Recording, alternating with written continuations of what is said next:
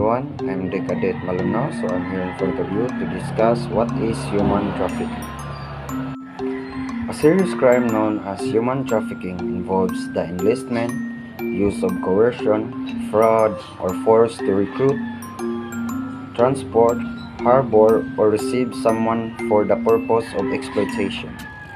Victims, who are frequently weak and underprivileged, might be subjected to usual exploitation, forced labor, or servitude. Victims of this criminal commerce suffer psychological and physical suffering in addition to violations of fundamental human rights. In order to break up criminal networks and deal with the underlying issues that lead people to become vulnerable to exploitation, combating human trafficking necessitates a multi-pronged strategy that includes victim assistance, legal action, and international collaboration. I am Cadet Patrick Abondo and I'm here to present about the human rights. So human rights is in every individual irrespective of factors like race, gender, religion, or nationality, grounded in the principle of dignity, equality, and justice. Human rights encompasses civil, political, economic, social, and cultural dimensions. They include the right to life, freedom of expression, education, and fair treatment before the law. The international community, through documents such as the Universal Declaration of Human Rights, strives to protect and promote these rights, acknowledging their universal applicability as a foundation for just and inclusive global society. Upholding human rights involves preventing discrimination, ensuring access to basic needs, and fostering an environment where individuals can live with dignity and autonomy. So good day everyone, I'm the Cadet Enokarji Quintana. We'll be talking about examples of human trafficking. So first, we have sex trafficking.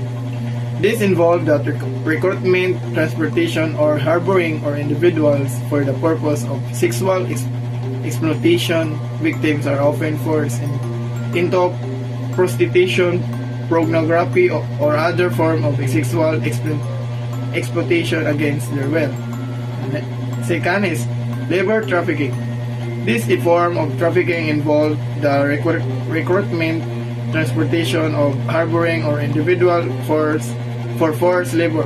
Victims may be subjected to the exploitative working conditions such as forced labor in factories, agriculture, construction, domestic work, or other industries.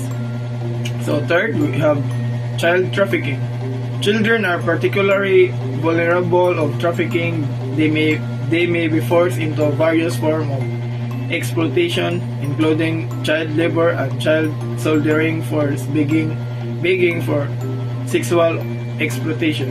So fourth, organ trafficking. Organ trafficking often involves vulnerable individuals who are desperate for money or in dire circumstances. So the last one is forced marriage.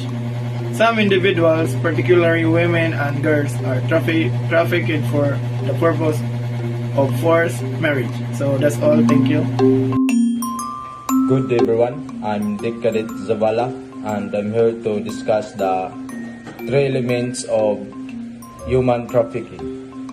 We have three elements of human trafficking. First is the act and means and purpose. So the act is first is the act.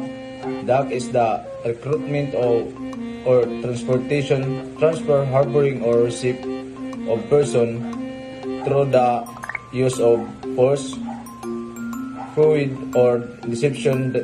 This can also include the giving and receiving payments or benefits to achieve the consent of the person who having control over other person. Second is the means.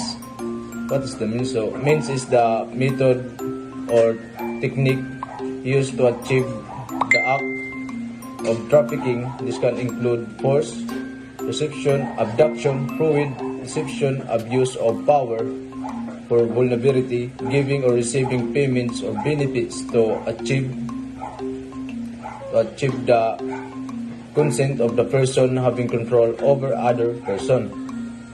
So third is the purpose. So the purpose is the end goal or exploitation that the traffickers aim to achieve. This often involves the exploitation of the trafficked person, forced labor, sexual exploitation, slavery, and vulnerability severity. The purpose is to exploit the victim to various forms of labor or service against their will. So these three elements are commonly referred to as act, means, and purpose. Paradigm and crucial for defining and understanding human trafficking under international law and various legal frameworks. It's important to note that human trafficking is a severe violation of human rights and criminal offense requirements concern efforts and globally prevent and combat. So that's all, sir. Thank you. Good day, sir. Good day, classmate. This is the Cadet Chalico John Philip, and I'm here to discuss the current state of human trafficking in the Philippines. Human trafficking is a complex and evolving issue, and it's important to refer the latest reports and information from reputable sources such as government agencies, non-governmental organizations or NGOs, or international bodies. To obtain the most recent and accurate information on the current state of human trafficking in the Philippines, you may want to check with relevant authorities such as the Philippine government's anti-trafficking agencies, international organizations like the United Nations, or the International Organization for Migration, and reputable NGOs working on human trafficking issues in the region. News reports and updates from credible media sources can also provide insights into the situation.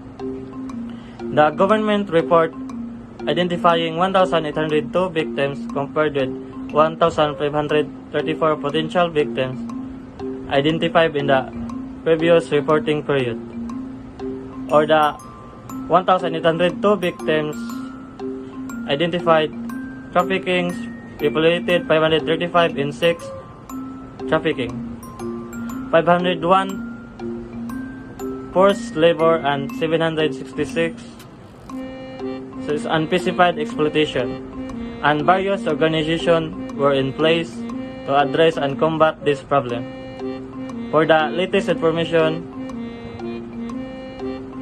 reports or official sources, human trafficking in the Philippines remains a pressing issue with ongoing reports to combat this crime.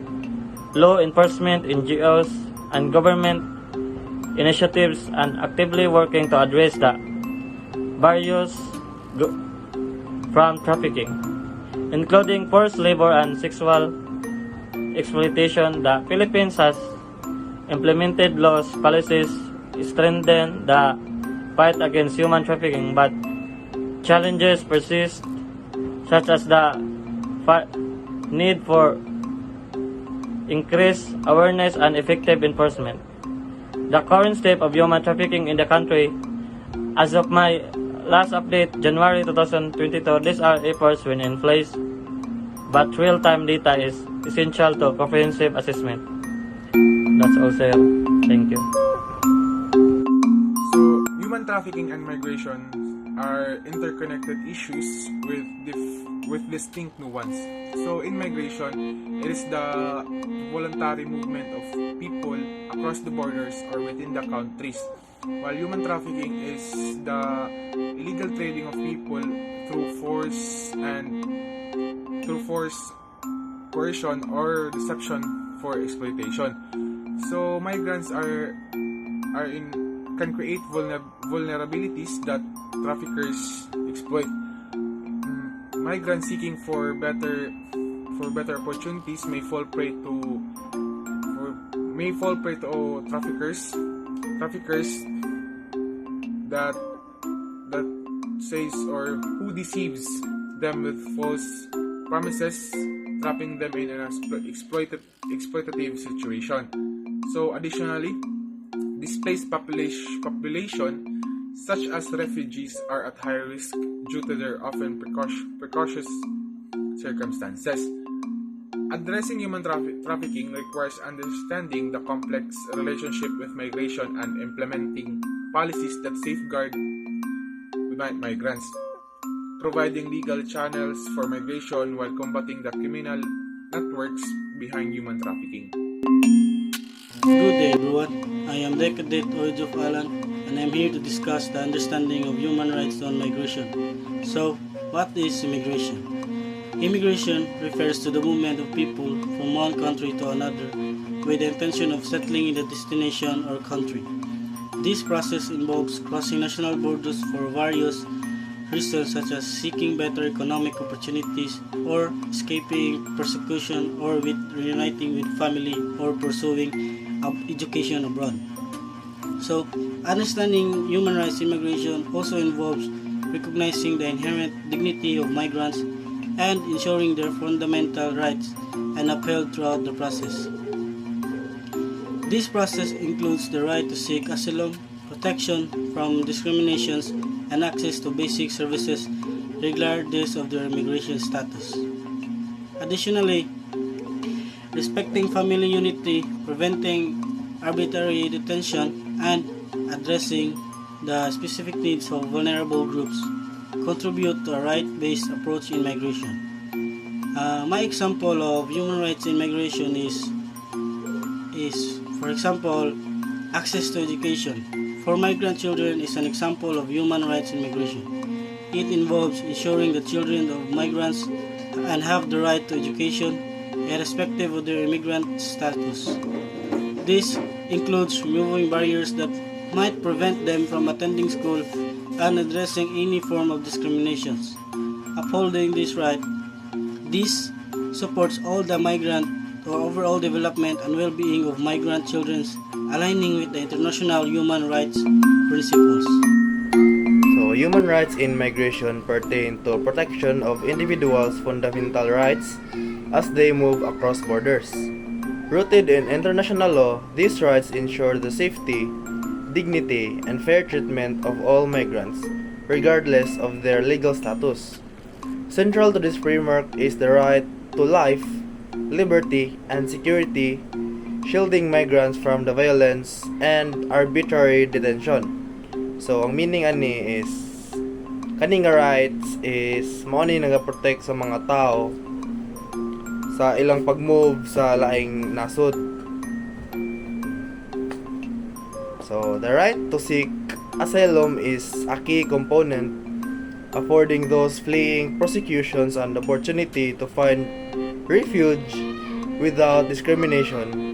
Non-discrimination principles prohibit bias based on factors such as race or gender, ensuring equal access to essential services. Governments hold the responsibility to enact and enforce laws aligned with international standards, prioritizing human rights in migration policies. International organizations like the United Nations play a crucial role in promoting these standards and facilitating cooperation among nations.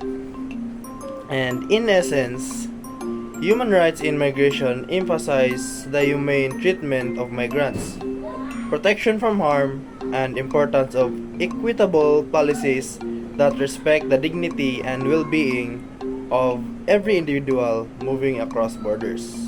Good day, everyone. Good day, sir. I am Decadent Flores Manose, and I'm going to discuss the adverse effect of human trafficking into globalization. So the first thing is human trafficking negatively impact the globalization by exploiting vulnerable individuals. So the exploitation of vulnerable individuals poses numerous challenges to our society, which the first thing is human rights violation. So exploitation often involves severe human rights abuses, violating the fundamental dignity of an individual or rights of an individual. And the second thing may also face of some individual is the health risk. So trafficked individuals often face health risk, including physical and mental health issues as a result of conditions they endure. And the last thing maybe it is economic disparities. So exploitation contributes to economic disparities as low vulnerable individuals are forced into paying or unpaid work, exacerbating inequality.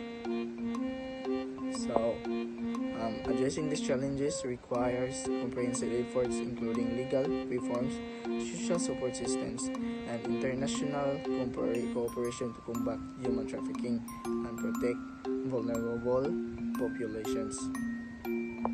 And and some of negatively impacts to globalization is the contributing to social injustices and distorting fair labor practices, which undermines the principle of a just and equitable global society.